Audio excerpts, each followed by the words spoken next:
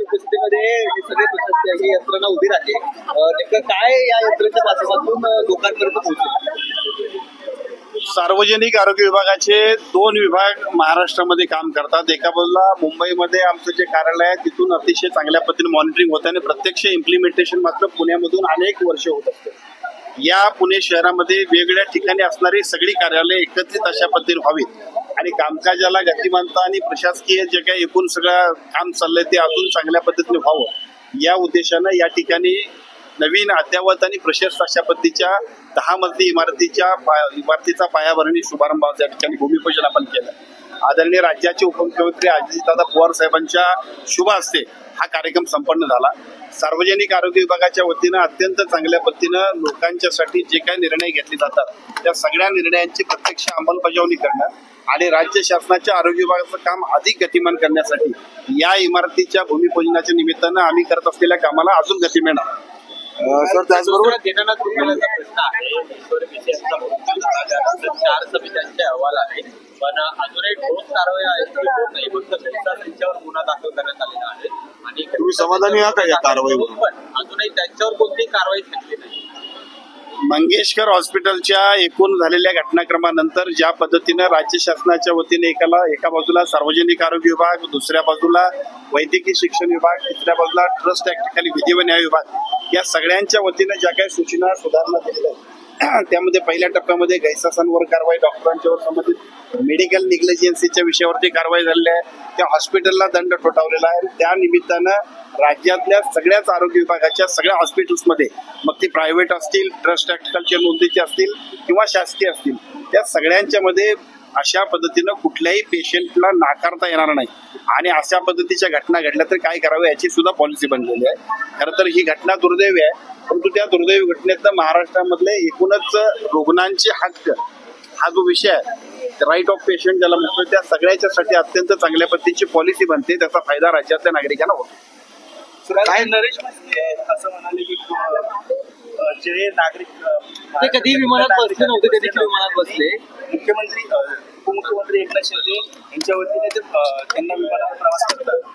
काय वाटतं? सर, नरेश म्हस्केने थोडक्यात टीका अशी केली की ज्यांनी कधीही विमानाचं तोंड बघितलं नव्हतं की कधीही विमानात नसते बसले, आमच्यामुळे ते विमानात बसून आणले. काश्मीर हल्ल्यानंतर असं म्हणण्याचा उद्देश त्यांचा नव्हता. आपण जरा समजून घ्या. खरं तर अशा अत्यंत अडचणीच्या आणि ज्या प्रसंगांमध्ये राज्यातले नागरिक की जे पलीकडे जाऊन त्या पर्यटनाला गेल्यानंतर दुर्दैवी घटनेला सामोरे गेले होते त्यांना आधार देण्यासाठी आदरणीय एकनाथजी शिंदे साहेब गेले होते.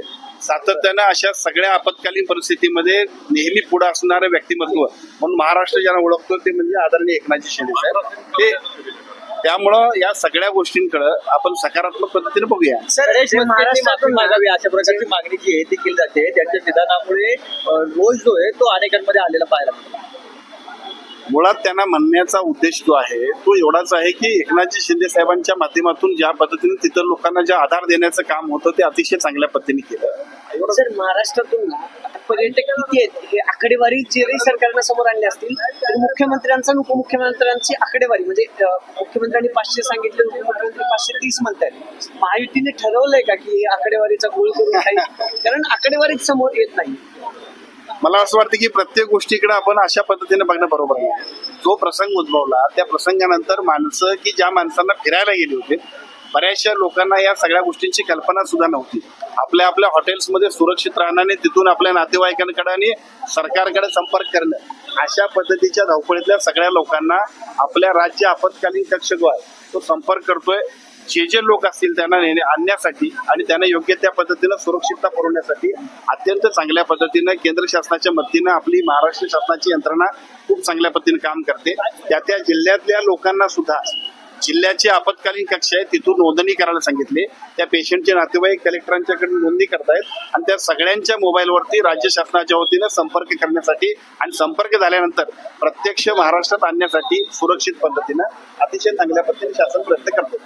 सर, दादा ने कहा कि जो घटना हुई परिवार में उसका बदला लेना चाहिए, आदमी जो के पीछे उनको एलिमिनेट कर देना चाहिए. शिवसेना ऐसा हमेशा जो स्ट्रॉन्ग स्टैंड दिया है पाकिस्तान के खिलाफ, क्या कहेंगे आप, किस तरह का बदला? जो घटना पहलगाम में हुई है वो घटना बहुत दुर्भाग्यपूर्ण है, लेकिन साथ ही साथ जिस तरह से हमारे जो वहाँ जो पर्यटक गए थे उनके साथ जो घटना हुई वो बहुत हमारे लोगों को लेकिन ये थी। और पाकिस्तान ने जिस तरह से हाथी रोको ने काम किया, इसके लिए हम लोगों को भी भारत सरकार ने भी बहुत कड़क कारवाई करना। आंबेडकर साहेब या ठिकाणी सकाळ सकाळ सगळ्या लोकांना तुम्ही बोलवलं, मात्र हे जे लोक आहेत त्यांचे 3-3 महिने पगार झालेले नाहीत असं त्यांचं म्हणणं आहे. ती राष्ट्रीय आरोग्य अभियानाचे जे मुलं इथं आले त्यांचं म्हणणं की 3-3 महिने पगार नाही. नॅशनल हेल्थ मिशन कडे सातत्यानं राज्यातल्या या गेले 2-3 महिने झाले. खरं तर असं होत नाही, परंतु यावर्षी मात्र 2-3 महिने झाले बजेट आलेलं नाही. खरं आहे, आपले सेक्रेटरी तिथं बसून आहेत. आज सुद्धा मुंबईमध्ये दिल्लीमध्ये सेक्रेटरी आपले बसून आहेत. पगार होतील असं होऊन जातील पगार. म्हणजे काय असं मागं पुढे होते ताई? एखाद्या वेळेला एकीकडे म्हणतात की वेगवेगळे जे मोठी योजना तुम्ही काढल्यात लाडक्या बहीण, त्याच्यामुळे इतर योजनांवर भार आलाय, किंवा इतर जे योजना आहेत त्याच्या काही ना काही मागं पुढे होताना दिसते, किंवा शिक्षण विभागामध्ये देखील हे पाहायला मिळतं अधूनमधून. नॅशनल हेल्थ मिशनच्या एकूण सगळेच फंड्स जे आहेत ते फंड्स मिळायला यावर्षी थोडा उशीर झालाय. खरं तर 31 मार्चला हे सगळे फंड्स यायला पाहिजे होते, परंतु त्याला उशीर झालाय. पण पुढच्या आठवड्या 15 मध्ये हे सगळे फंड्स फायनान्शियल प्रॉब्लेम निघून जातील. Okay, thank you. सर लोकांनी बोगस दिव्यांग प्रमाणपत्र घेऊन जागा लागल्या स्पर्धा परीक्षेच्या, त्याच्या संदर्भाने आपण काही ठोस पावलं उचलणार आहोत? ते बोगस दिव्यांग प्रमाणपत्राबद्दल यापूर्वी एका प्रशासकीय अधिकाऱ्यांनी केलेल्या चुकीनंतर प्रत्यक्ष अशा पद्धतीची कुठली चूक होणे यासाठी आपण राज्य शासनाच्या वतीनं सूचना दिल्यात. ज्या तक्रारी प्राप्त झाल्या त्या तक्रारीप्रमाणे सगळीकडे कारवाई सुरू आहे आणि मला असं वाटतं की अशा पद्धतीची कुठलीही जर तक्रार आली तर त्याच्यावरती अतिशय गंभीरपणानं सरकार दखल घेईल. चला, थँक्यू.